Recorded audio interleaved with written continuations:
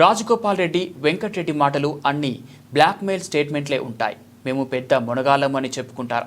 కానీ పార్టీ ఉంటేనే బ్రతుకుతారు, లేదంటే బ్రతకరు. కేవలం పదవుల కోసం బ్లాక్మెయిల్ మాటలు తప్ప వీళ్ళు మాట మీద నిలబడే మనుషులు కాదన్నారు మాజీ మంత్రి ఎమ్మెల్యే జగదీష్ రెడ్డి.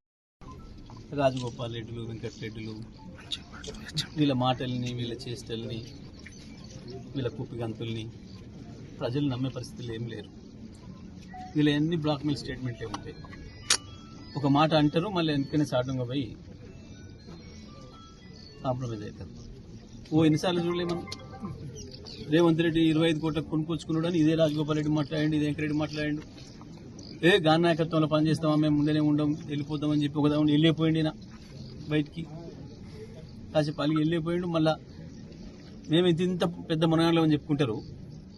కానీ పార్టీ ఉంటేనే బతుకుతారు తప్ప వీళ్ళు లేకపోతే బతకలేమనే సంగతి మళ్ళీ ఆ పార్టీలోకి వస్తేనే గెలుస్తానని వచ్చింది తప్ప ఇంకోటి లేదు. ఇవన్నీ ఉత్తయ్య ఎవరన్నా నమ్మితే అది అమాయకత్వం.